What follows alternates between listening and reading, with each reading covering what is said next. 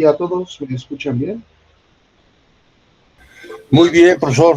Buenos días. Buenos días, sí, escuchamos perfectamente, profesor. Muy bien, sean bienvenidos a su clase de habilidades de inteligencia artificial aplicada. Soy el profesor Héctor Lozano y estaré con ustedes el día de hoy. A partir de esta semana comenzaremos a trabajar con un nuevo tema, los riesgos de verdad sin pánico, que a su vez pertenecen al tema central del cuatrimestre, navegación segura y ciberseguridad básica. Antes de dar paso a nuestro tema, quiero recordarles las reglas para que nuestra sesión sea lo más provechosa posible. Primero que nada, mantener las cámaras encendidas durante toda la sesión en la medida de lo posible. Tener los micrófonos apagados durante la sesión, a menos que soliciten la palabra para participar o bien se encuentren dentro de una actividad. Por supuesto, tener mucha atención plena y concentración a los temas y mucho respeto y una actitud positiva, principalmente cuando algún compañero pues esté dando su opinión. En esta ocasión tendremos el apoyo de Ian, nuestro asistente virtual, para poder abordar el tema. Así que ponemos mucha atención.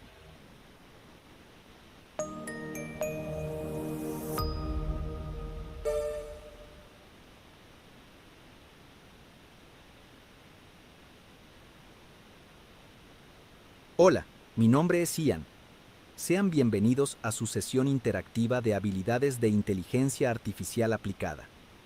El día de hoy vamos a abordar un tema sumamente interesante: los riesgos de verdad, sin pánico. ¿Qué riesgos digitales sí son comunes en la vida real? Cuando se habla de ciberseguridad, muchas personas imaginan escenarios extremos, hackers muy sofisticados, ataques imposibles de entender o situaciones que parecen sacadas de una película. Sin embargo, en la vida cotidiana, los riesgos digitales más importantes suelen ser mucho más simples. No se trata de vivir con miedo, ni de pensar que todo lo que hacemos en Internet es peligroso, sino de reconocer que existen amenazas reales, frecuentes y prevenibles. La idea central de este bloque es entender que la mayoría de los incidentes no ocurren por tecnología mágica, sino por descuidos, engaños bien diseñados o hábitos inseguros que se repiten todos los días. Uno de los riesgos más comunes es el phishing, que consiste en engañar a una persona para que entregue información personal, contraseñas o datos bancarios. Este tipo de fraude suele llegar por correo electrónico, mensajes de texto, WhatsApp o incluso redes sociales. Por ejemplo, alguien recibe un mensaje que aparenta ser de su banco, de una empresa de paquetería o de una plataforma conocida, donde se le pide verificar su cuenta, actualizar sus datos o resolver un problema urgente. El objetivo no es necesariamente hackear sistemas complejos, sino lograr que la propia persona haga clic en un enlace falso o entregue información sensible. Otro riesgo frecuente es el robo o reutilización de contraseñas. Muchas personas usan la misma contraseña para varias cuentas porque resulta más cómodo recordarla. El problema aparece cuando una de esas cuentas se ve comprometida. Si la contraseña se repite, el atacante puede intentar entrar a otras plataformas como el correo personal, redes sociales, aplicaciones de trabajo o servicios bancarios. En ese sentido, una contraseña débil o repetida no representa un problema aislado, sino una puerta de entrada a varios espacios digitales importantes. También son muy comunes los fraudes por mensajes y enlaces falsos. Estos engaños aprovechan emociones como la urgencia, la curiosidad, el miedo o la ilusión de ganar algo.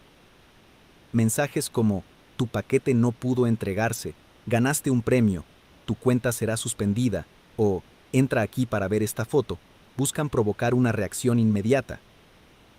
El riesgo aumenta cuando la persona actúa sin detenerse a verificar si el remitente, el enlace o el contexto realmente son confiables. Además, existe el riesgo del uso inseguro de redes y dispositivos, especialmente cuando se navega desde redes Wi-Fi públicas o equipos compartidos sin precauciones básicas.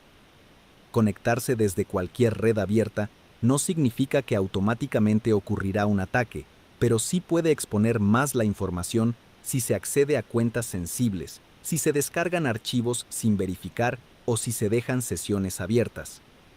De la misma manera, prestar un dispositivo sin control, no bloquear la pantalla o no cerrar sesión en computadoras ajenas puede facilitar accesos no autorizados. Es importante entender que estos riesgos afectan tanto la vida personal como la profesional. Un clic en un enlace falso puede comprometer no solo una cuenta individual, sino también información académica, laboral o de un equipo completo. Por eso, hablar de ciberseguridad básica no es hablar de paranoia, sino de criterio. La meta no es desconfiar de todo, sino aprender a identificar señales de alerta y adoptar hábitos sencillos que reduzcan la exposición. En resumen, los riesgos digitales más reales no siempre son los más espectaculares, sino los más cotidianos. Correos falsos, contraseñas débiles, enlaces engañosos y descuidos al usar redes o dispositivos. Comprender esto permite dejar atrás el pánico y comenzar a actuar con más atención, lógica y responsabilidad en el entorno digital.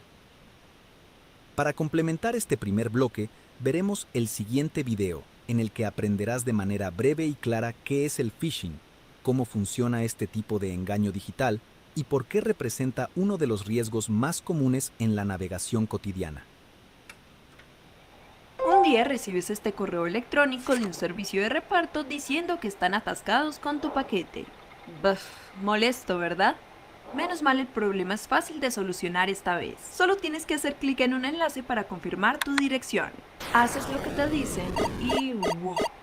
Ups, te acabas de convertir en una víctima de una estafa de phishing. Todo el mundo puede ser estafado de esta manera, no hay de qué avergonzarse. Sin embargo, con unos conocimientos básicos puedes evitar la trampa. Estos son los ataques de phishing explicados en 2 minutos. Entonces, ¿qué es un ataque de phishing? Estrictamente hablando, es un intento de engañarte por diversos medios de comunicación.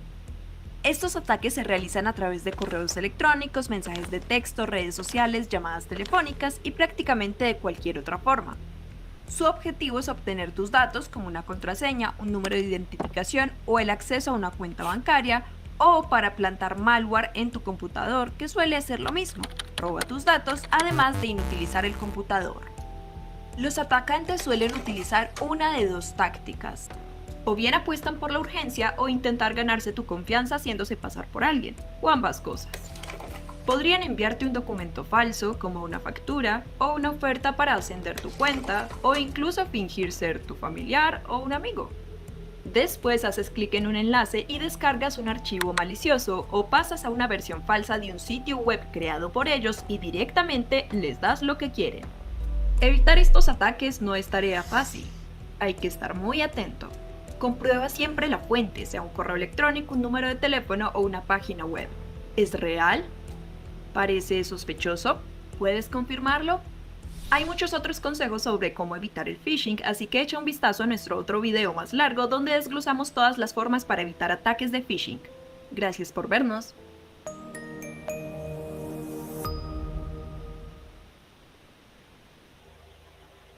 Bueno, pues sin duda es una información que nos ayuda mucho, principalmente cuando somos usuarios, a lo mejor con esta nueva tecnología, que no llevamos mucho tiempo. Yo creo que los que ya han estado trabajando, pues no sé, desde hace algunos años, habrán reconocido este peligro, ¿no? Y lo importante no es quedarse con el miedo de ahora entonces ya no puedo acceder a nada o tengo que estarme cuidando todo el tiempo. Pero la idea es crear la conciencia, ¿no? Para que conozcan, pues, este tipo de estafa, que por supuesto ustedes como serios usuarios de la tecnología no caigan en esas trampas, ¿no? Y si bien alguno de ustedes ya ha caído alguna vez, bueno, pues no quedarse en el rayos, o sea, yo caí y vi esto, etcétera, aprender de eso, ¿no? Eso es lo importante. Y por supuesto compartir un poco la experiencia, ¿no? Para los nuevos usuarios que a lo mejor nunca han tenido este problema y que ojalá esperemos nunca lo tengan, ¿sale? Entonces, muy importante entender cómo funciona el phishing para no poder caer en él. Y entonces, bueno, ¿qué vamos a hacer ahora? Me gustaría escucharlos a ustedes, ¿no? Seguramente Hay audiencia variada, ¿no? Personas que han estado trabajando desde hace mucho con la tecnología, personas que a lo mejor son nuevos, personas que han caído desgraciadamente en el phishing y personas que lo han sabido identificar de alguna forma. Entonces, explico la dinámica para aquellos que nunca han entrado a estas clases. En esta actividad, yo les comparto el link de un archivo editable. De hecho, se los voy a poner ahorita mismo en el chat, en el cual ustedes van a poder acceder con su cuenta institucional. Todos los que puedan darle clic al link van a poder entrar. Y se van a dar cuenta que hay distintas diapositivas, cada una con una situación diferente. Yo los voy a ordenar en sesiones separadas y va a haber un número, sesión separada 1, 2, 3 y 4. Dependiendo de la sesión donde te toque, será la diapositiva en la que tú vas a tener que editar junto con tu equipo, pero solamente esa diapositiva. Procuren no mover ninguna otra porque pues, pueden alterar el trabajo de sus compañeros. ¿Y qué se va a hacer aquí? Bueno, con estos grupos de personas van a analizar los casos que están en el documento, en la diapositiva, y van a clasificar cada situación como riesgo alto, riesgo medio, falsa alarma. Van a responder las preguntas que están en el archivo editable. Eso sí, justificando la decisión e indicación de la acción recomendada en cada caso. Si ustedes ven su archivo editable, en la parte de abajo ven todas las instrucciones. Actividad 1. Y ahí va dando todos los complementos y las instrucciones que necesitan para que sea un poquito más claro. ¿Vale? ¿Alguna duda o alguna pregunta? Veo el pulgar levantado, perfecto. Rubén veo que preguntaba en el chat acerca de los temas. Este cuatrimestre se llama Navegación Segura y Ciberseguridad Básica. En esta primera semana vamos a ver los riesgos de verdad sin pánico. En la segunda vamos a ver protege tus cuentas como un profesional. Y en el último, buenas prácticas en entornos digitales laborales. Ahí para que lo tenga presente. ¿Vale? Muy bien, entonces, si no hay más preguntas, yo les voy a dar unos 15 minutos en las sesiones separadas para que puedan trabajar. Yo creo que voy a hacer salas pequeñas para que puedan trabajar más, yo creo que unas 4 para que haya 7 personas, o a lo mejor algunas 5 salas con 6 personas. No, sí vamos a dejarla en 4. Y después de estos 15 minutos, en automático regresarán, ¿no?, a la sala principal para compartirnos de su actividad, ¿vale? Entonces, los 15 minutos comienzan a partir de ahora.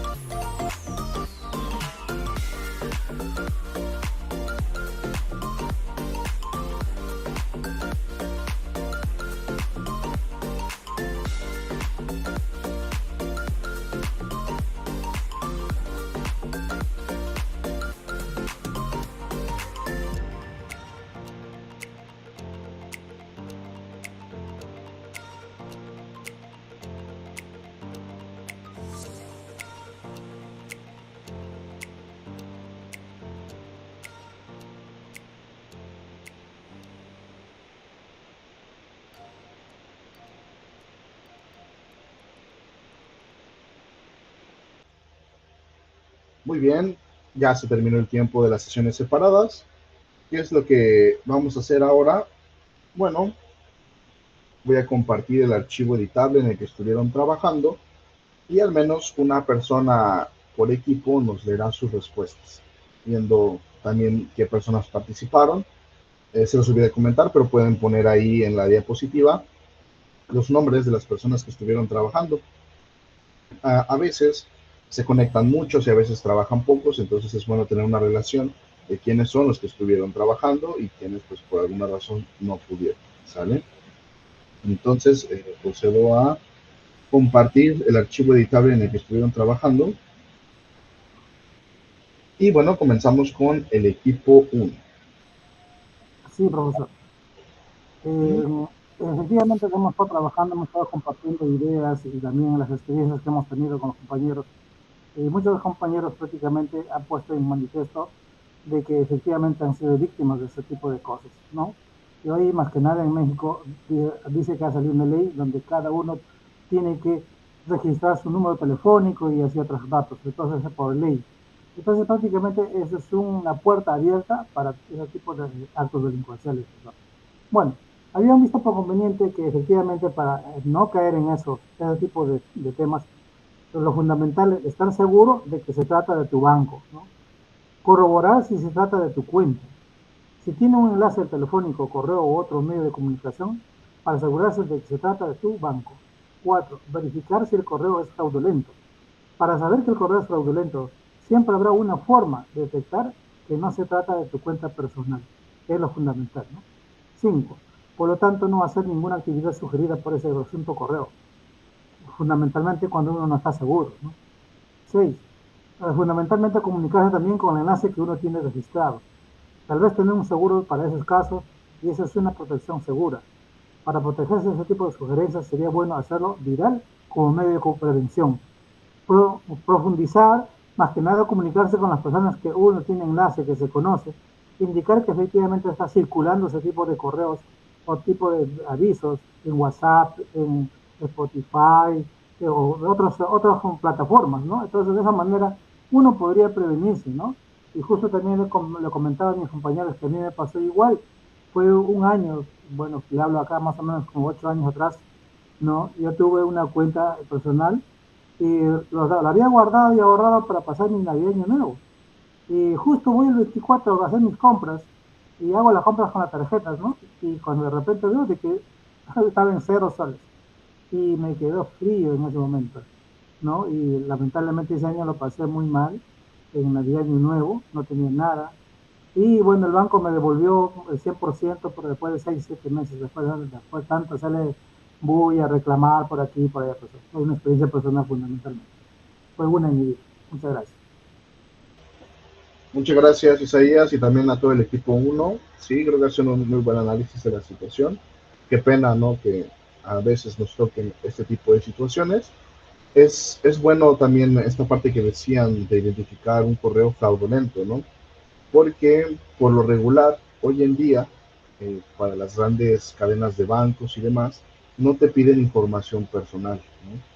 Entonces, una forma de detectar rápido que es una estafa o un correo que no es genuino es cuando comienzan a pedir información, ¿no? Por lo regular, sí hay llamadas, sí hay correos, pero son para promociones y demás, pero justo por eso de ahí se agarran muchos, pues para intentar robar la información, pues sí, a personas que a veces no tienen pues el contexto de esto. Entonces, mucho cuidado con la información que ustedes den o los permisos que ustedes otorguen prácticamente. Pero bueno, excelente equipo 1, análisis de información. Vamos con el equipo 2. Adelante.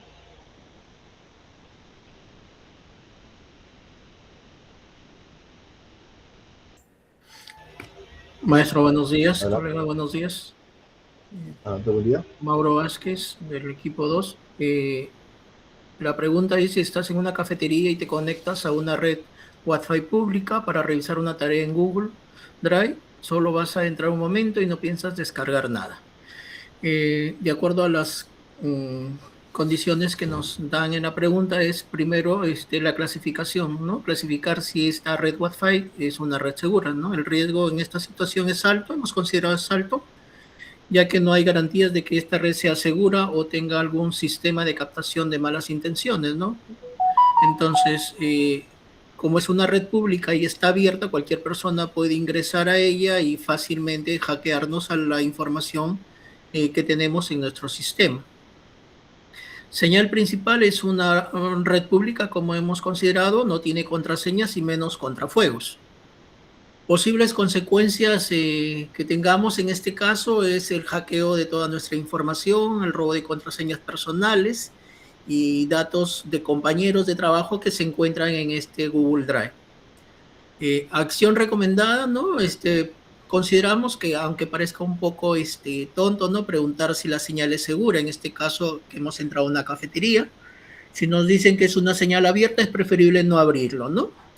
Sería recomendable también colocar en nuestros sistemas, en este caso en nuestras máquinas, ¿no? Un antivirus o un contrafuegos.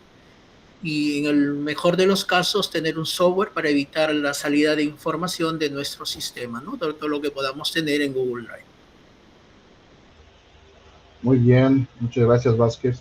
Y también al equipo 2. Sí, es una situación también un poco delicada, ¿no?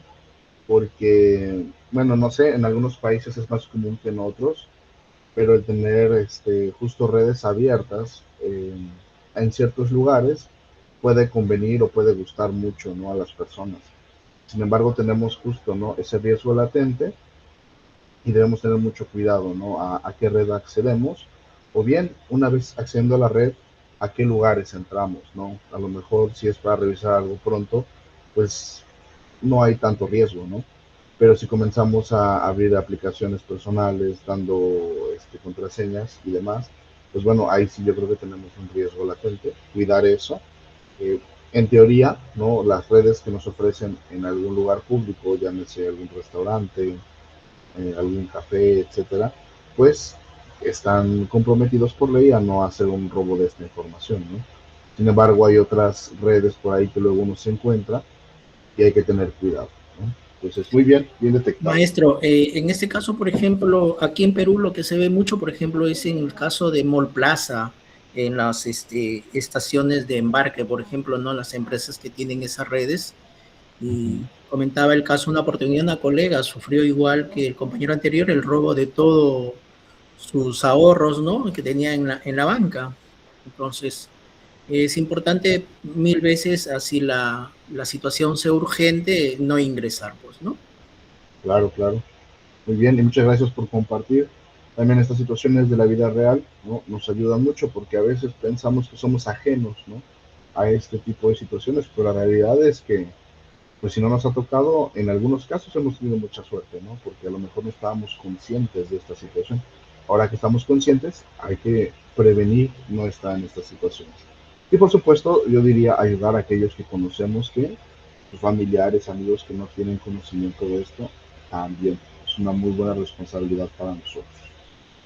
Muy bien, equipo 2, bien logrado. Vamos con el equipo 3. ¿Algún voluntario del equipo 3? Buenos días, profe. Buen día.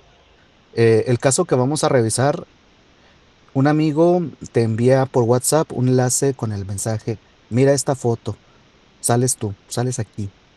No te explica de qué se trata y el enlace tiene una dirección extraña y acortada. Ese es el caso. La verdad participamos, todos los que estamos anotando, un trabajo muy enriquecedor. Nosotros detectamos como este mensajito como un caso de riesgo medio. No es fuerte ni muy bajo, es medio, ya que es una alerta que podemos nosotros averiguar preguntando con el amigo, lo cual se puede catalogar como un riesgo medio, sin dejar a un lado la urgencia con la que se hace llegar el mensaje para que se abra rápidamente, que puede ser catalogado un riesgo alto. Y nosotros decíamos, bueno, ¿qué medidas podemos hacer ante la llegada de este tipo de mensajes? Algunas acciones recomendables. Primero, no abrir el mensaje, ¿verdad? Tenemos que verificar por otro medio con la persona que envió el mensaje la veracidad del link enviado. Algunos compañeros decían, bueno, vamos a hablarle, una llamadita. Oye, me enviaste este mensaje. Otros decían a través del correo o directamente hablar con él, ¿verdad? Personalmente. Entonces, primero hay que verificar la validez del mensaje. Y tercero, verificar el WhatsApp con 2 pasos por seguridad de quien recibió el mensaje como el de la persona que envió el mensaje. WhatsApp actualmente te da la opción de hacer la verificación en 2 pasos. Igual Facebook, ¿verdad? Y otras plataformas. Esto como seguridad no después de que te hackearon tu cuenta, sino antes para prevenir, podemos hacer esta verificación con 2 pasos. Pues eran los 3 puntitos o 3 medidas recomendables que nosotros sugerimos, entre otras, porque empezamos a hablar de otros temas también de la banca, etcétera, etcétera, hasta que una de nuestras compañeras dijo, a ver, estamos hablando del WhatsApp, y pues estos fueron nuestras 3 acciones recomendables. Muy bien, muchas gracias Maldonado y también a todo el equipo 3. Sí, ciertamente creo que está bien un riesgo medio que se puede complicar totalmente. El primer paso creo que es evidente y lo logran ver, ¿no? No abrir el mensaje, ¿no? Pues inmediatamente lo primero que debemos hacer. Y justo me gustan los pasos 2 y el 3, ¿no? El verificar por otro medio este tipo de información, ¿no? Porque de por sí está raro que un amigo te mande algo así, ¿no? Pero se ha visto muchos casos en los que pues hackean la cuenta o las redes sociales de algún amigo y lo primero que pasan son mensajes como este estilo. O incluso ya más personalmente el pedir dinero, pedir una ayuda, etcétera, etcétera, etcétera. O que están haciendo una rifa. Aquí en México se volvió muy famoso ese caso. Hackeaban la cuenta y entonces subían fotos de que estaban rifando ciertos aparatos electrónicos o que los estaban vendiendo así como súper baratos, ¿no? Entonces te ponían un Play que a lo mejor con cierto costo de dinero te lo daban como a la mitad o 3 cuartos y entonces uno decía, no, pues yo te lo compro, ¿no? Se lo depositaban y pues, al final no era esa persona. Entonces, verificar por otro medio la autenticidad de los mensajes me parece algo sumamente bueno. Así sea un amigo o un familiar, creo que es de las primeras cosas que uno debe hacer, ¿no? Ejemplo, si algún familiar les pide dinero por WhatsApp y ustedes tienen el contacto en otra red social o le pueden marcar directamente, háganlo primero y asegúrense de que es esa persona, ¿no? Que no esté utilizando los datos para pues hacer justo esta parte del phishing, ¿no? Y que acaba mal. Pero muy bien, bien logrado el equipo 3, bien pues sí, estas medidas recomendables yo creo que son las mejores que podemos utilizar en medio de esta situación. Pedro, adelante. Profesor, como anécdota a este mismo ejemplo que tenemos nosotros, tengo un cliente que le sucedió, salió una publicación de BMW vendiendo vehículos con el 35% de descuento y te pedían que depositaras a una cuenta de BMW y depositas y cuando llegas a recoger tu vehículo, pues no existe. Esa cuenta algo hicieron. Entonces, esa es otra cuestión que aunque tú hablas a la agencia y te dicen, efectivamente, sí, hay vehículos que se están vendiendo con ciertas características, también no sé, ahí sí no sé cómo tendríamos que buscar para verificar que la cuenta o ir directamente al banco, verificar que la cuenta sea real de la empresa, Claro, claro. para no llegar a que le cometan un fraude también aquí. Sí, sí, ciertamente. O sea, lo ideal es comprobar o verificar de alguna forma, ¿no? Y Sí, si no está verificado, mejor no arriesgarse, ¿no? ¿Para así qué es. arriesgar ese dinero? Gracias, Muchas profesor. gracias, Pedro. Muy bien. Felicidades al equipo 3. Vamos con. Ah, equipo 4. No contestaron. Y contestaron en alguna otra diapositiva. Sí, profesor, buenos días, ¿me escuchan? Hola, Carlos. Sí, adelante. Ok, Hola. por ahí tuvimos un problema por cuestiones de mi computadora e internet de gobierno, no me dejó moverme mucho porque se bloquea, pero lo hicimos a mano, entonces a nosotros nos tocó tu computadora, te pide instalar una actualización del sistema operativo, estás ocupado y decides posponerla para varias semanas porque todo funciona bien. En la clasificación lo calificamos como alto, ¿sí? Porque desconocemos por qué llega el mensaje, si la computadora está trabajando bien, pues es ilógico que nos indique que necesita una actualización. En el punto 2, ¿qué elementos les hizo tomar esta decisión? Pues todas las actualizaciones seguras aportan perdón, Porque reiterando, si la computadora está funcionando bien, pues no tenía por qué salir ese tipo de mensaje. Así que pues por eso no lo manejamos de otra manera. En el punto 3, ¿qué puede pasar si las personas actúan en actúan de forma inapropiada? Pues puede que sea una infección de algún virus, algún malware, algún programa que esté diseñado para el robo de información. Así mismo puede causar daños al equipo, ya sea dañar la tarjeta madre y otros componentes o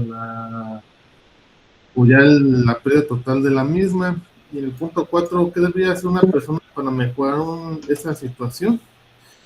Pues manejamos que el uso de softwares originales de la misma empresa que nos faculta los programas de la computadora, así como antivirus verídicos de buen funcionamiento, y hacer uso de las licencias originales de los programas, no usar programas que bajen de internet, de páginas desconocidas, porque pues, luego pueden tener no recuerdo cómo le llaman los famositos gusanos cibernéticos que roban información junto a hacer la programación.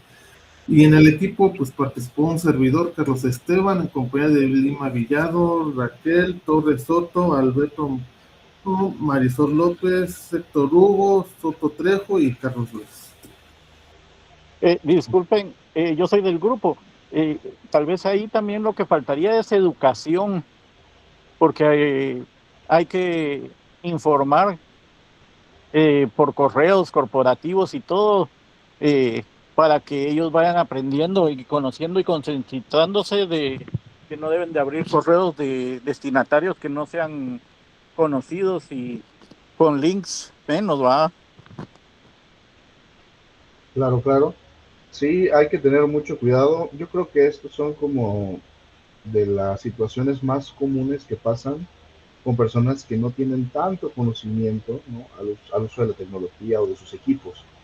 Porque pues antes era muy común y muy popular que uno estaba navegando y salía alguna página y te decía, nosotros somos, y te ponía una identidad de lo que sea, Netflix, Spotify, etcétera. Pero uno ya reconociendo el spam o este tipo de, pues sí, de intentos de phishing, pues reconocíamos que era falso, ¿no? Y entonces era tan fácil como ignorarlo. Pero ¿qué pasa con personas que no tienen tanto conocimiento? Pueden pensar que sí, el mensaje que les dice, nosotros somos de BBVA o nosotros somos no sé, de Disney Plus, etcétera, etcétera, y necesitamos esto, y uno va, accede, ¿no? Entonces sí hay que tener mucho cuidado de, como nuevos usuarios, eso. Como usuarios medios, saber reconocer de dónde viene este tipo de, pues sí, solicitud, actualización, mensaje y demás, comprobar, verificar lo que decíamos en la situación pasada. Mientras nosotros verifiquemos de dónde es, no habrá problema. Adelante, Héctor Hugo. Profe, buenos días y a todos también. Profe, yo tengo una pregunta. Casi siempre hemos visto que le pongan antivirus a las computadoras y todo eso en las clases pasadas de sesiones anteriores, pero yo he notado que no hemos hablado de cómo proteger nuestros dispositivos de los celulares. Por ejemplo, ahí también a veces accesamos a a nuestras cuentas bancarias, hacer transferencias y todo eso, y yo no he escuchado que digan, instálale un antivirus a tu celular o algo. ¿Usted qué medida sugiere, profe, para ese tipo? Sí, de hecho en este cuatrimestre, como le decía a su compañero, vamos a ver cómo proteger nuestras cuentas de una forma profesional. Esa va a ser nuestra segunda sesión el próximo sábado, y también las prácticas en entornos digitales y laborales, ¿no?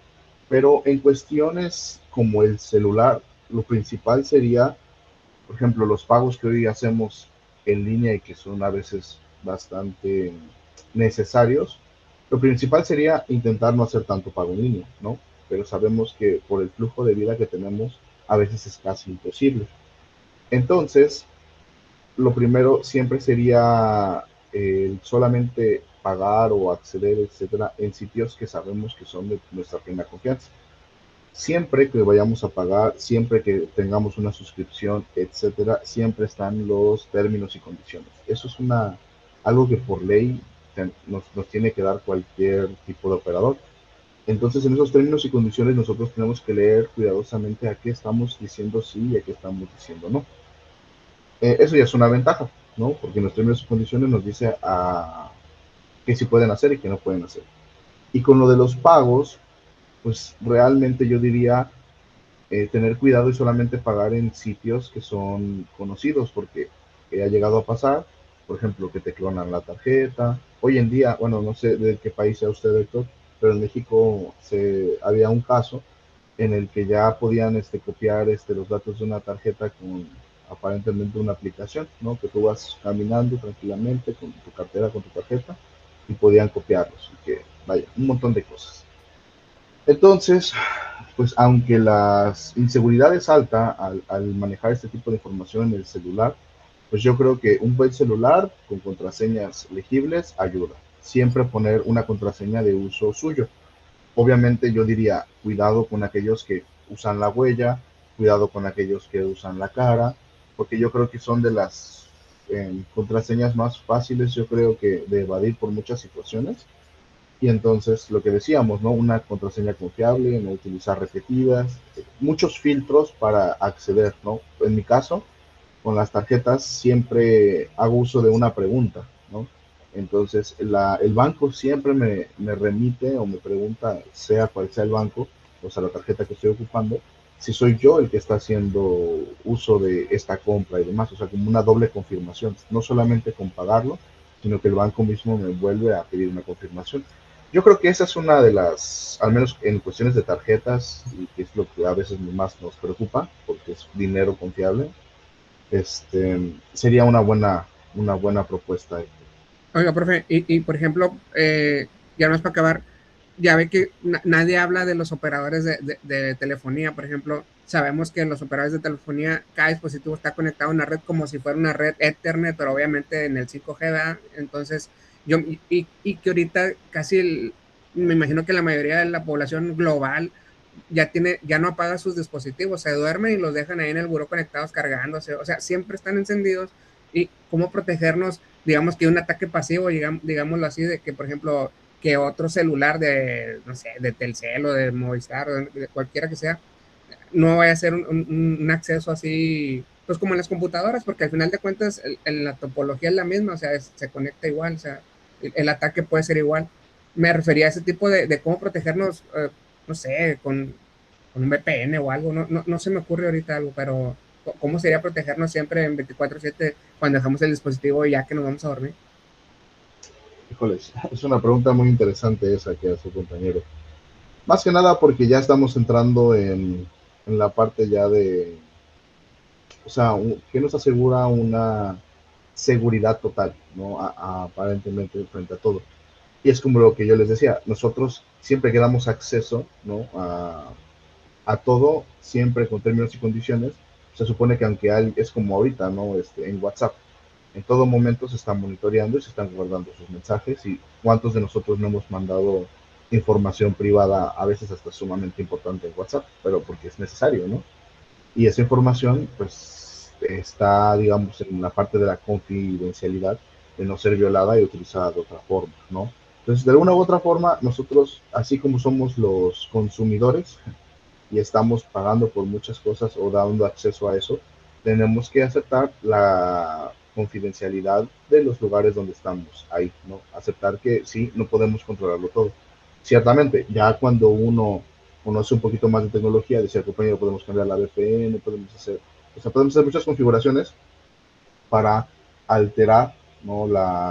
Pues de alguna u otra forma, la ubicación, de dónde estamos, la información, y sí, pero ya meterse en temas un poquito más intensos y que a lo mejor podrían llevar a otro tipo de conclusiones, ¿no? Como de no estamos seguros, todas nuestras informaciones. Entonces, yo diría que preservando, ¿no? Confiar un poco en estas situaciones, ¿no? De momento, claro, todo lo que sea comprobable, ¿no? Nada no comprobable, y mientras nosotros utilicemos nuestros dispositivos de la forma que tenemos que utilizarlos, no corremos este riesgo. El riesgo está siempre justo cuando entramos a lugares pues, que no son confiables, lo que ya habíamos visto, ¿no? Del phishing. Entonces yo diría que con eso bastaría, Héctor, y no entrar también en este miedo, porque puede pasar, ¿no? Entrar en el miedo de rayos, ¿no? O sea, toda la información ya está, ¿qué va a pasar? Y no, por eso nos ampara una ley, ¿no? Eso también es cierto, y toda aplicación, si violara esa ley, ¿no? porque se demostraría de dónde sacaron esa información.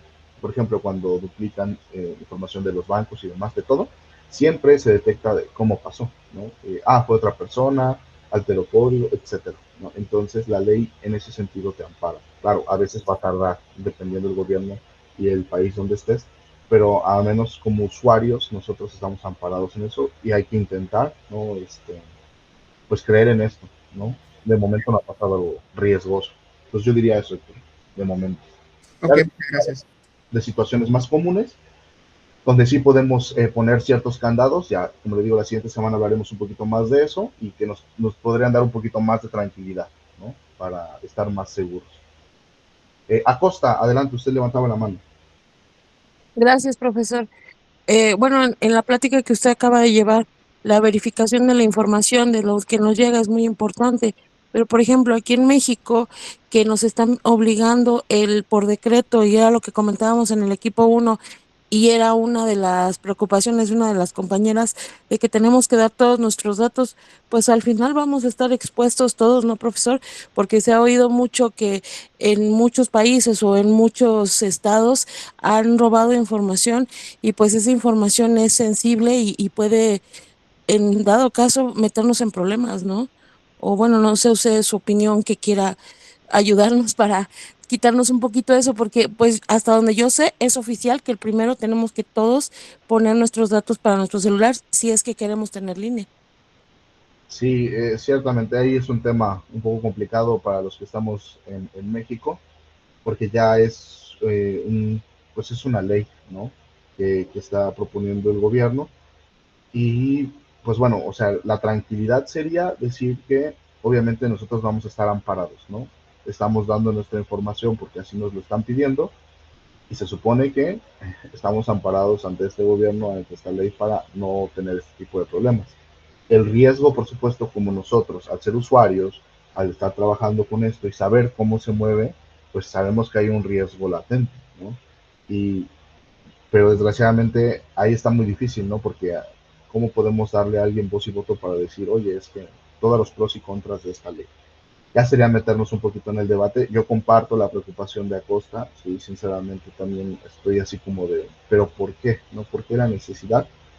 Sin embargo, bueno, como le digo, ¿no? Confío en el hecho de que vamos a estar amparados de alguna forma, ¿no? Y en cualquier tipo de robo, extorsión o demás, pues el gobierno que está solicitando esta información serían los primeros en tener que dar la cara por eso. Entonces quiero pensar que no habrá problemas de este estilo. Pero como todo, estamos viendo un cambio en la era tecnológica eh, y el gobierno también está metiendo esto. Entonces yo diría que hay que ir con cuidado y ver qué es lo que pasa, ¿no? No desconfiar tampoco porque entraríamos en a lo mejor, eh, como le decía a Héctor, ¿no? Con esta preocupación latente de todos los días de rayos de información, etcétera. Y eso es, yo creo que lo que menos tendríamos que hacer, ¿no? Entonces, seguir indicaciones, pienso que es lo ideal de momento, siempre y cuando se nos explique bien todo lo que tiene que pasar. Pues, esa sería mi opinión. Reservada a muchas cosas, por supuesto, ya se imaginará, pero esa sería mi postura. Como decimos. Gracias, profesor. Isaías, terminamos con usted, adelante. Sí, profesor, solamente un pequeño comentario nada más, porque considero de que esa ley promulgada por la ley es cuestión política fundamentalmente, porque lamentablemente el Estado no te da seguridad de nada, ¿no? Y considero de que las organizaciones sociales que existen en México deberían plantear su derogatoria de esa ley, porque es suficiente que las empresas te las piden una serie de datos y creo que es suficiente más bien que esas empresas no deberían divulgar la gran parte de datos que uno da. Entonces, en ese sentido, considero de que la Organización Social de México debería pedir la derogatoria o antes deben ellos de alguna forma prevenir de que esa ley no debe ser de esa manera, profesor. Muchas gracias. Sí, gracias a ellas. Sí, de hecho muchos de nosotros como usuarios y demás, bueno, no sé por ejemplo Acosta, pero que al menos en mi caso todavía no lo he hecho, ¿no? Y justo estamos esperando a que haya algún cambio de último momento, que alguien diga algo y que nos puedan parar, ¿no? Entonces todavía estamos a expensas de esto, de ver qué pasa. Algunos otros ya ¿no? Pero en mi caso es esto. Maldonado, para terminar, adelante. Oiga, profe, me surge una duda ahorita con lo que estamos platicando y es me han hablado muchas veces de otros bancos para invitarme a que me agregue con ellos y yo les he dicho, bueno, es que yo no tengo con Banamex, no tengo cuenta, no tengo nada que me liga a ustedes. No, es que nosotros estamos en ustedes, su nombre y su teléfono están en una base de datos, no sé si decir la palabra correcta, como general, y de ahí nosotros tomamos esos datos y les hablamos a ustedes. Igual Movistar me la aplicó. Entonces, lo que hice fue poner desvío de llamadas a números desconocidos, pero eso implica todo, incluso familiares que me han hablado de otros números y pues no me encuentran porque los desvía. Entonces tuve que deshabilitar esa opción. Pero me llama la atención esta base de datos como general que existe sin mi consentimiento como cliente de otros bancos o de otras compañías telefónicas y que se esté usando mi información para venderme publicidad o productos de ellos. Ahorita no sé si hay algo que regule, ahorita eso es lo que me saltó. Si hay algo que regule que no se esté usando esa información como mi nombre y mi número de teléfono para enviarme este tipo de información. Sí, Gracias. es también una pregunta bastante buena la de Maldonado, y es algo que pasa comúnmente. Yo no sé si aquí hay alguien con el perfil de finanzas o que sepa exactamente qué pasa, porque yo solamente sé, digamos, a manera de plática, que es muy común que cuando una persona comienza a tener un historial crediticio, pues vamos a decirlo dentro de los términos medios o medios altos, que comienzan a llegar estas notificaciones, ¿no? Porque a lo mejor uno tiene un crédito, llámese Liverpool, llámese, vaya, una nómina en algún banco, y entonces comienza todo este relajo.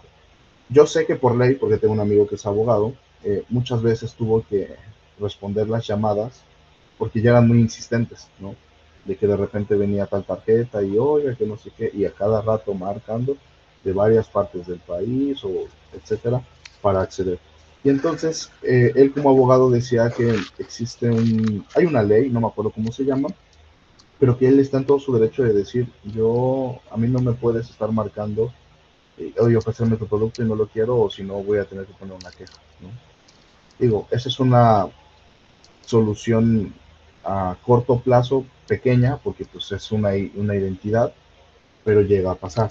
Pero yo creo que es por eso, por este flujo de información que se tiene y que estamos desgraciadamente sujetos a eso, ¿no? Que de repente sacamos, no sé, un coche, y luego sacas un coche y empieza, oye, te ofrecemos la tarjeta de tal, para los hoteles de tal, para los vuelos de tal, etcétera. Esa forma de restringir, como dice usted, como esa base de datos, al menos yo como no tengo este perfil, no sé, porque no sé si Sandra tenga ese perfil y por eso levantó la No, mano, profe, no, no lo sé cómo que, moverlo. disculpe, profe, solo con relación a lo que dice el compañero, que estoy totalmente de acuerdo. Mi experiencia personal, yo vivo en Estados Unidos y tengo como manejo pues también mi cuenta bancaria en Colombia. Se encuentra uno que es que siempre en cualquier cosa que tú compras o cuando tú accedes a algo en línea, siempre hay una parte de línea pequeña de que es lo más pequeño que dice manejo de datos. Cuando tú tienes, por ejemplo, que firmar para comprar un carro, cualquier cosa, tú tienes que hacer ahí obligatoriamente el clic donde tú apruebas que manejen tus datos. Entonces, es sumamente frustrante porque tú no quieres, pero, por ejemplo, para nosotros que estábamos firmando un título en Colombia, si tú no haces ese clic, pues sencillamente no, el sistema no pasa, no pasa. Y ahí está todo porque venden los sistemas. Por ejemplo, a mí me pasa algo muy común, es yo estoy haciendo algo en internet o estoy haciendo una compra en lugar seguro y estoy haciendo eso e inmediatamente me está entrando una llamada de un teléfono desconocido, ¿sí?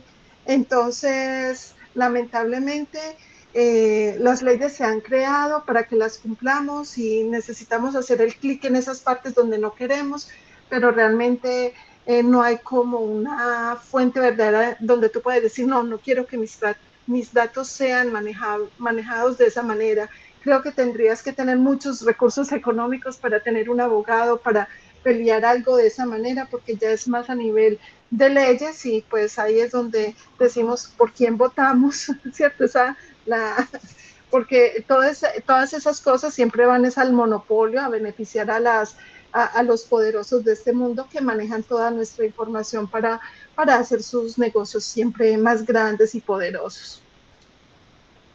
Muchas gracias, Sandra. Pues sí, básicamente eso, Maldonado. Sí, hay formas de regularlo a pequeños sectores, pero pues sí, desgraciadamente yo creo que ahora con todas las compras, con todo lo que nosotros nos movemos, ya está por detrás este historial que vamos dejando en algún lugar y que desgraciadamente no ni nos avisan ni podemos como regularlo nosotros, ¿vale?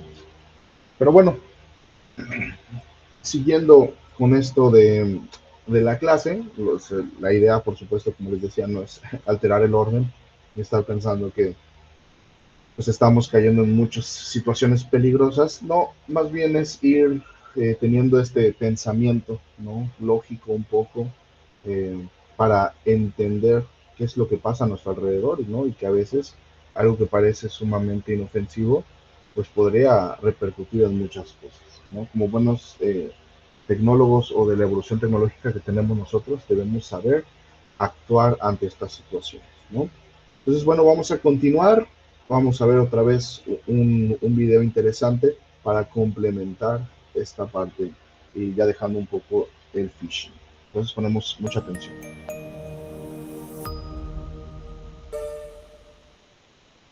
¿Cómo reconocer señales básicas de fraude digital?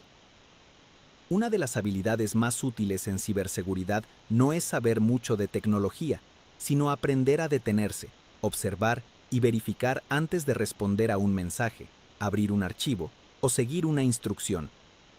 En el entorno digital, muchas acciones peligrosas no parecen peligrosas a primera vista.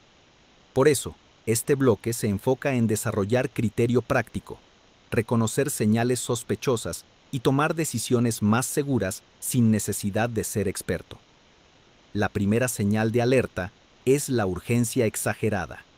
Los fraudes digitales suelen presionar para que la persona actúe rápido. Responde hoy. Tu acceso vence en 1 hora. Última oportunidad. Haz clic ahora. La urgencia reduce la capacidad de pensar con calma. Cuando un mensaje intenta apresurarte, conviene hacer exactamente lo contrario, pausar. En la vida profesional, esto es todavía más importante, porque muchas decisiones se toman entre reuniones, tareas y mensajes simultáneos. Un buen hábito consiste en asumir que toda petición urgente debe revisarse 2 veces antes de ejecutarse. Otra señal importante es la coherencia del mensaje. Un fraude muchas veces presenta detalles que no encajan del todo, un tono demasiado alarmista, errores de redacción, frases traducidas de forma extraña o solicitudes poco habituales para esa institución o persona. A veces el problema no está en una sola palabra, sino en el conjunto. Por ejemplo, un mensaje puede usar el logotipo correcto, pero sonar poco natural o pedir algo que normalmente no se solicita por ese medio. Detectar incoherencias es una forma sencilla y poderosa de reducir errores. También es clave revisar la identidad aparente del remitente. En entornos digitales, la apariencia puede engañar. Un nombre conocido no siempre significa que el mensaje proviene realmente de esa persona u organización. Por eso conviene revisar con atención el correo completo, el número, el usuario o el canal desde el que llegó la comunicación. En contextos laborales, además, es útil preguntarse, ¿esta persona suele pedirme esto? ¿Este formato es habitual? ¿Este horario o este medio tienen sentido? Verificar la identidad no requiere herramientas complejas. Muchas veces basta con observar mejor. Una cuarta señal es la solicitud de información sensible o acciones poco comunes. Siempre vale la pena desconfiar cuando un mensaje pide compartir datos personales, códigos de verificación, documentos, accesos, depósitos, cambios de contraseña o autorizaciones inusuales. en especial si la petición llega sin contexto suficiente o mediante un canal informal. En la práctica profesional, esta revisión es fundamental para proteger información del equipo, de clientes o de la institución. Además, conviene prestar atención a los enlaces, botones y archivos adjuntos, no solo por su presencia, sino por su contexto. Antes de abrir algo, hay que preguntarse: ¿estaba esperando este archivo? ¿Sé quién lo envió? ¿Tiene sentido que me manden esto? ¿El nombre del documento coincide con el tema del mensaje? Muchas veces, el error no está en abrir un archivo cualquiera, sino en hacerlo sin validar por qué llegó y qué relación tiene con una situación real. Una herramienta muy útil es aplicar una rutina breve de verificación. Puede resumirse en 5 pasos: pausar, observar, dudar, confirmar y decidir. Pausar evita reaccionar por impulso. Observar permite identificar señales extrañas. Dudar ayuda a no asumir que todo es legítimo. Confirmar implica revisar por otro medio si la solicitud es real. Decidir, finalmente, significa actuar solo cuando el contexto ya es claro. En síntesis, reconocer un fraude digital no depende de memorizar cientos de amenazas, sino de fortalecer una forma de pensar menos impulsiva, más atenta y más crítica. La mejor defensa básica no siempre está en el software, sino en la capacidad de detectar cuando algo no se ve, no suena o no se siente del todo normal. Para complementar este segundo bloque, veremos el siguiente video, en el que aprenderás a identificar señales básicas de fraude digital y a reconocer con mayor claridad los elementos que suelen aparecer en mensajes, enlaces o solicitudes sospechosas. El 88% de los hogares en Chile tiene acceso a Internet y los adultos permanecemos entre 7 y 9 horas frente a una pantalla cada día. No cabe duda que vivimos en un mundo digital y hacer que éste sea seguro es nuestra responsabilidad. Pero el fraude en términos generales tiene que ver, digamos, con la utilización de ingeniería social, que no es otra cosa que simplemente engaño. En el fondo es toda acción que busca de alguna manera afectar tu patrimonio, ¿cierto? De manera engañosa, digamos. Existen ingeniosas formas de engaño mediante correos dirigidos y hay que saber reconocerlas antes de hacer clic.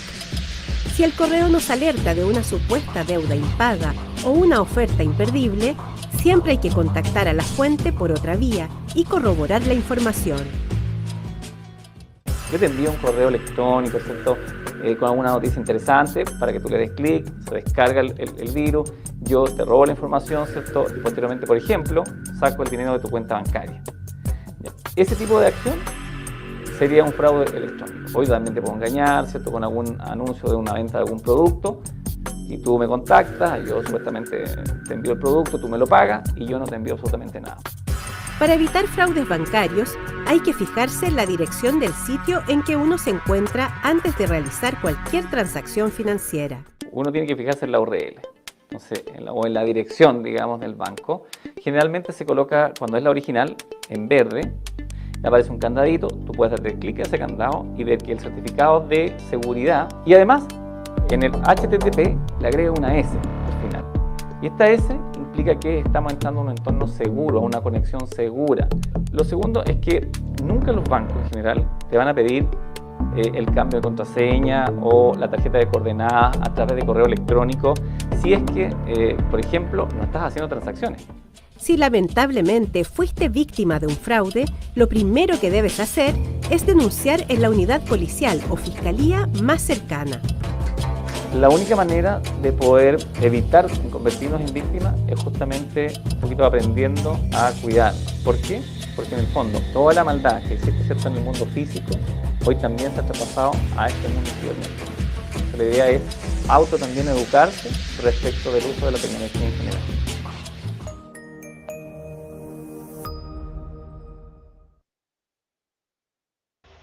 Muy bien, pues aquí terminamos hablando de algunas sugerencias importantes, ¿no? De los que muchos también ya han mencionado antes porque han vivido este tipo de situaciones o algún conocido ha vivido estas situaciones y que por supuesto nos ayudan a detectar más fácil este tipo de problemas. Entonces, para ir terminando y cerrando la sesión, vamos a hacer nuestra segunda actividad. Les paso el link del archivo editable. También revisen que no haya ningún problema al momento de acceder a él. Recuerden, con su correo institucional.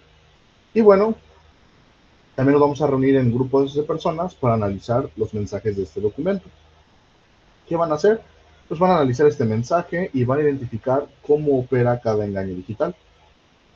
Van a responder en el archivo señalando la estrategia del mensaje, el elemento sospechoso y la forma correcta de actuar, ¿no? Ahí cada diapositiva tiene una situación distinta. Esperemos que se puedan analizar varias para tener más enriquecido esto, ¿sale? Y como siempre, pongan sus nombres, bien lo hicieron en el primero, de quienes estuvieron trabajando, ¿sale? ¿Alguna duda, alguna pregunta? Bien. Ninguna creo, profesor. Perfecto. Entonces, vamos a hacer las salas. Ya se conectaron más personas. Vamos a hacer unas 5 salas para que puedan trabajar. 10 personas. Bueno, unas 6. A ver qué tal nos va con 6 salas. Y bueno, comenzamos entonces. Recuerden, tienen 15 minutos para trabajar. Y esos 15 minutos comienzan a partir de ahora.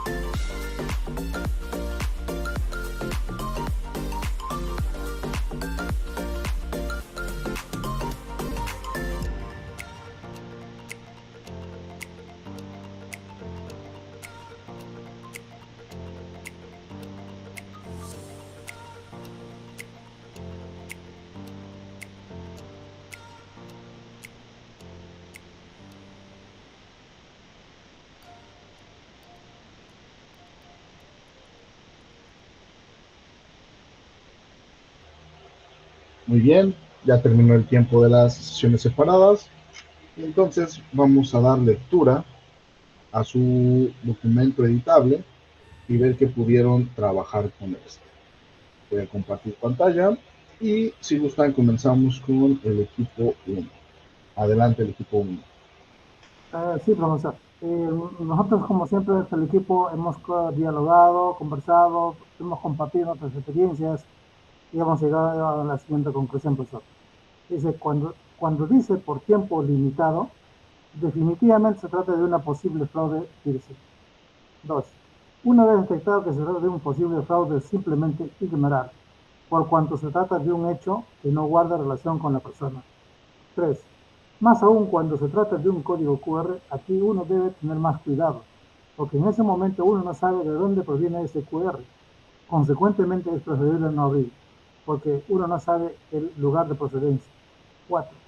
Toda promoción y aviso que esté dirigido a lo fácil y rápido, definitivamente se trata de un posible fraude, estafa y proviene de lugares sospechosos. 5. Como se ha mencionado anteriormente, se debe tener prevención del caso a fin de no caer en este tipo de fraudes, porque perjudican grandemente al usuario, por ende a la persona. 6. Siempre corroborar la procedencia del dicho QR y aviso de venta y o venta futura. 7. No depositar en cuentas desconocidas, por el simple hecho de que el aviso dice, deposita ahora mismo, porque tendrás el descuento del 40%. Y dice, si depositas en este momento te lleva gratis una licuadora. Este tipo de frases son engañosas. Eso es a lo que hemos llegado, profesor. Muchas gracias. Ok, muchas gracias equipo 1. Ahí Isaías y a todos los compañeros que estuvieron trabajando bien. El mensaje con código QR en una imagen compartida.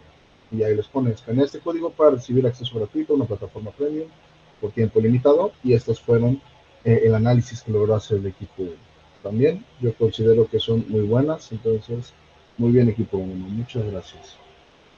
Equipo 2, adelante. Hola, buenos días a todos, ¿cómo están? Bueno, ¿qué tenemos aquí? Nos llega un correo electrónico que dice, tu compra fue aprobada. Si empezamos por eso, lo primero que tenemos que cuestionarnos es que si realizamos o no una compra, ¿ya? Y la acción que tenemos que hacer, digamos, solamente viendo esa parte, es revisar nuestras cuentas del banco y de tarjeta, si se realizó una transacción. Creo que eso es lo principal. Después dice, si no reconoce este pedido, ¿ya? Bueno, si no hice una compra, por supuesto no lo reconozco. Entonces, leo la siguiente frase, que es la frase que está complicada. Cancélalo en los próximos 15 minutos desde este enlace. Ahí hay dos problemas. Está la cancelación como en modo urgencia, ¿ya? Dando un plazo de tiempo de 15 minutos, que eso, si es por correo electrónico, jamás va a haber una urgencia en minutos, ¿ya? ¿Por qué? Porque los correos electrónicos no es algo que sea normalmente 100% automático y la revisión tampoco es constante. Por lo tanto, exigir minutos, ya estamos viendo que hay un problema grave. Y el segundo problema dice, desde este enlace. Por lo general, cualquier institución lo que te va a decir es que, por favor, que entres a su plataforma, pero jamás te debería mandar un enlace. Ya por el hecho de mandar un enlace significa que hay algo raro. ¿Ya? Bueno, digo que eso sería el resumen de lo que está bien. Ok, muy bien. Muchas gracias, Otazo. Sí, creo que también es un buen análisis de lo que pasa en esta situación y también detecta los puntos no más importantes para señalar un peligro principalmente, ¿no? Y por supuesto, ¿no? Lo que decía al inicio, si yo desde un inicio busco mis aplicaciones de cuentas y lo que ha sido aprobado y no aprobado, pues ya desde ahí me quito de muchas cosas, ¿no? O sea, si hice esa compra, no hice esa compra, no, adiós, ¿no? Entonces, muy bien. O sea, pero lo más importante, yo creo que el mensaje es que jamás abran un enlace desde un correo electrónico de un correo que no puedan verificar. O sea, para yo abrir un enlace de un correo, me tengo que fijar si el correo electrónico responde a la institución que supuestamente viene. Y eso es como lo principal. Y no solamente el nombre, sino que el nombre y el dominio tienen que corresponder. Eso Claro. es lo que faltaba. Muy bien. Muchas gracias, Otazo, y también a todo el equipo 2. Bien logrado. Gracias. Equipo 3.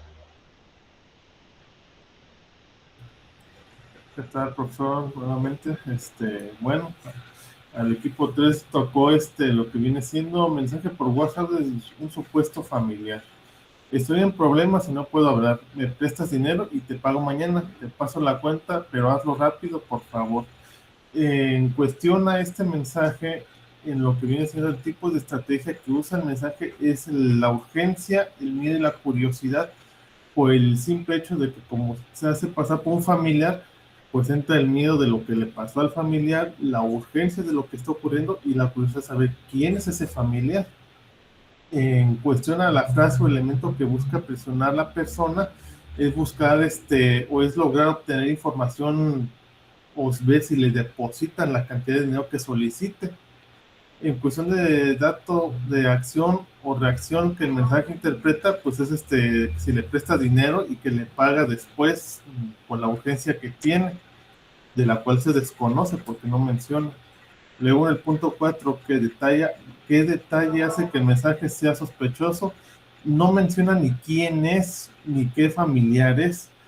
Por lo tanto, en el punto 5 de cómo debería actuar una persona antes de responder o abrir el enlace es tomar las precauciones adecuadas, por ejemplo, comunicarse con el resto de la familia, constatar que es un familiar, verificar que en efecto se trata de un familiar directo e intentar, de ser posible, contactarse con él por algún otro medio, porque luego, pues, por estas maneras han obtenido dinero de otras personas al hacerse pasar por familiares, o peor aún, de ahí se vienen los famosos secuestros virtuales. Muy bien, Carlos. Muchas gracias. También al equipo 3. Sí, creo que reconocen mucho la estrategia de este tipo de eventos. Ciertamente, como hemos hablado a lo largo de la clase, es verificar de quién es. Ya lo decíamos, ¿no? Por medio de otra red social, una llamada, lo que sea, será suficiente para calmarnos, ¿no? Pero cierto, ocupan mucho estas estrategias de miedo, ¿no? De urgencia, para que a veces pues nosotros nos vayamos por esta parte afectiva y dejemos la parte lógica de pensar y quién es y para qué es y cómo es, ¿no? Entonces hay que tener mucho cuidado.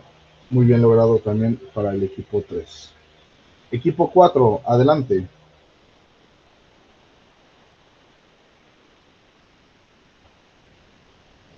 ¿Alguien del equipo 4? Equipo 5 tal vez. O 5 ya no hubo, solamente 4. ¿Nadie del equipo 4? Profesor.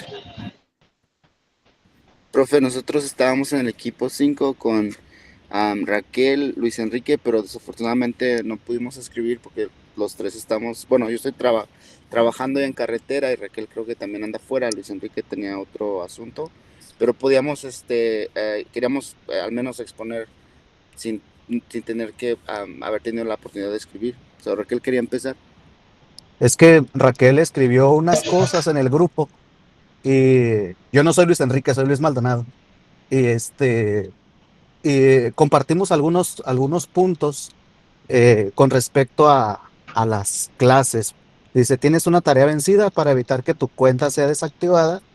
Ingresa aquí y valida tu identidad corporativa.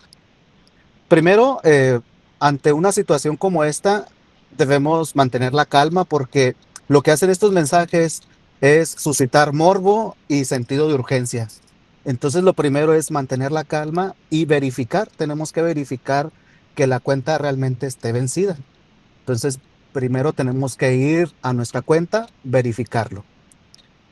Después, ver los permisos de esta cuenta. O sea, si todavía tengo acceso a todos estos, a toda mi información. Después, validar con el banco esta información. Y tercero, checar toda la información que se solicita para proteger la información personal. Porque a nosotros nos puede llegar un correo, nos puede llegar un mensaje, pero si nunca verificamos y también no protegemos nuestra información personal, pues es muy fácil que caigamos por este sentido de morbo o sentido de urgencia que va a llegar que nuestro sentimiento impulsivamente reaccione al primer instinto, ¿verdad? Pues entonces vamos a empezar a soltar toda la información, vamos a darle clic. Entonces, lo primero es mantener la calma, pensar, un vasito de agua, creo que es lo básico, tomar un vasito de agua, sentarme y voy a revisar mis cuentas para partir de ahí, ok, ya tomo una decisión. Ignoro el mensaje o si realmente es un mensaje cierto, bueno, pues le doy seguimiento con las personas autorizadas, ¿verdad? Ir directamente a la institución, a hablar por teléfono o verificar por otro medio. Creo que serían esos pasos. Muy bien. Claro, Muchas también gracias. sería comunicarte con tu jefe inmediato y preguntarle si en realidad tienes alguna tarea que tengas que realizar, ¿no? Claro, verificar siempre, ¿no? Adelante, Y Lima. checar que todo sea correcto, porque a veces te meten pánico. A mí me ha pasado de que ya se te vence mañana y a las 12 horas y lo haces, o sea, pero no, detente, hazlo, o sea, verifica, porque a veces nos pasa eso por la premura del tiempo y nos presionamos. Entonces yo creo que nos debemos tomar un tiempo para verificar que todo lo que nos dicen es cierto. Muy bien, Lima, sí. Esas son las estrategias más completas a seguir. Lo veamos en el video.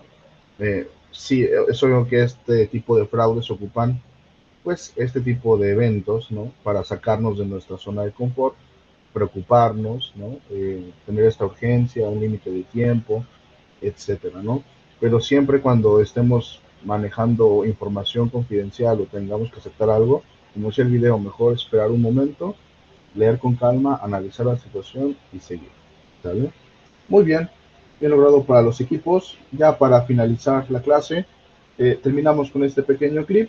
No se les olvide también pasar a la encuesta que se las pondrán a la brevedad. Y bueno, con eso terminaríamos esta clase.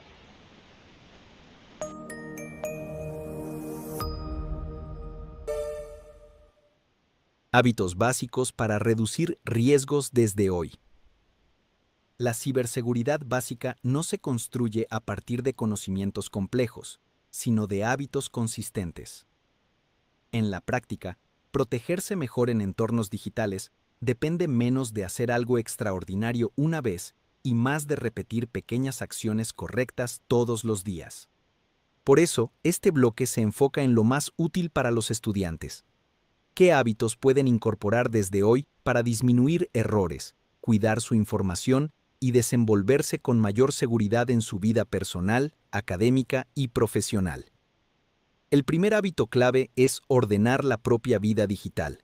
Muchas personas usan Internet de manera funcional, pero desorganizada. Mezclan cuentas personales con académicas, guardan archivos importantes en cualquier lugar, olvidan qué aplicaciones tienen acceso a sus datos o usan el mismo dispositivo para todo sin ningún criterio. Esta falta de orden aumenta la probabilidad de cometer errores. Tener una vida digital más segura comienza por hacerla más clara, saber qué cuentas son importantes, qué plataformas se usan para cada propósito y qué información conviene mantener separada. Un segundo hábito fundamental es actualizar de manera regular. A menudo se posponen las actualizaciones porque interrumpen el trabajo o parecen innecesarias, pero en realidad son una parte básica del cuidado digital. Mantener al día el sistema operativo, las aplicaciones, el navegador y las herramientas de trabajo ayuda a corregir fallas y a reducir problemas de compatibilidad y seguridad. No hace falta entender el aspecto técnico para aprovechar este beneficio. Basta con adoptar la costumbre de no dejar pendientes esas actualizaciones durante semanas o meses. También es importante desarrollar el hábito de revisar permisos y accesos. Muchas veces aceptamos términos, permisos o conexiones entre aplicaciones sin detenernos a pensar qué estamos autorizando. Con el tiempo, eso puede generar una acumulación innecesaria de accesos a cámara, micrófono, ubicación, contactos, archivos o cuentas vinculadas. Revisar de vez en cuando qué aplicaciones tienen permisos activos y eliminar lo que ya no se usa es una práctica simple que da más control sobre la información personal. Otro hábito muy útil es cuidar lo que se comparte y con quién se comparte.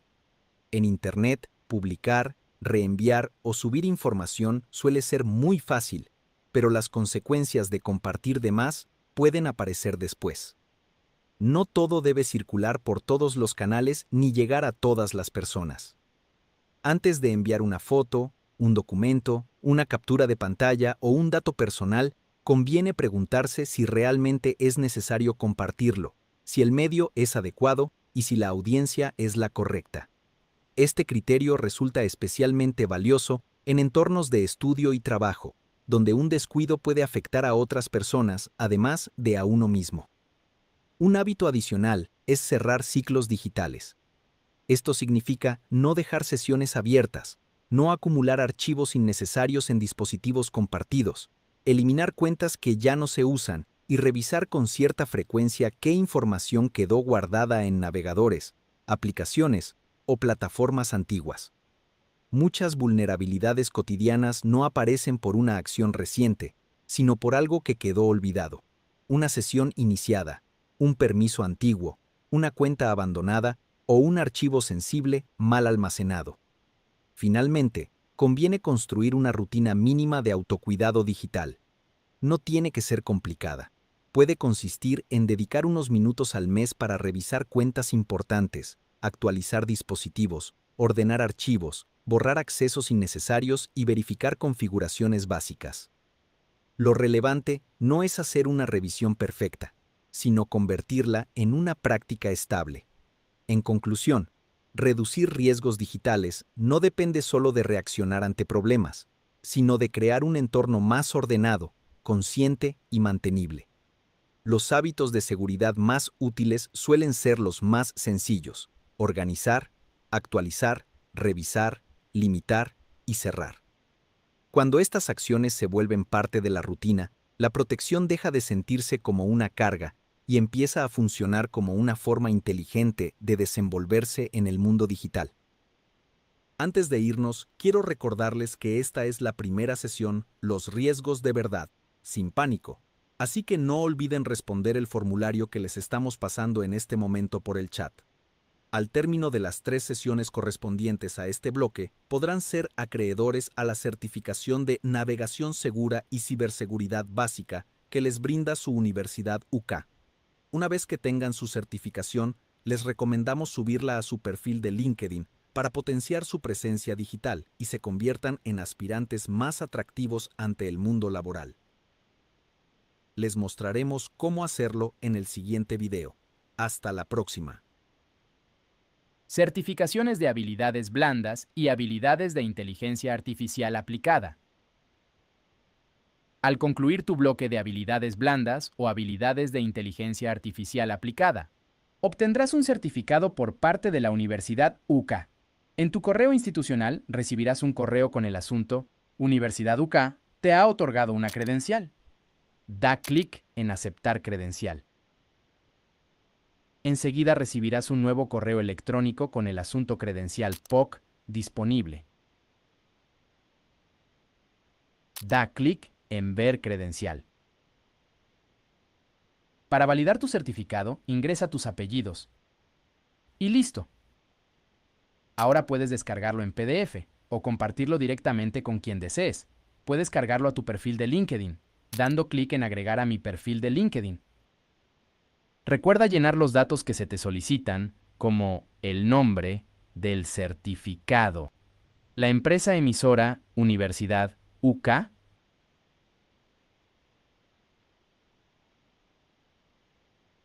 y por último, la fecha del certificado. Verifica que la URL del certificado se agregue de manera automática. Da clic en Guardar y tendrás disponible tu nuevo certificado de la UCA en tu perfil de LinkedIn. Muchas felicidades por obtener una certificación con nosotros.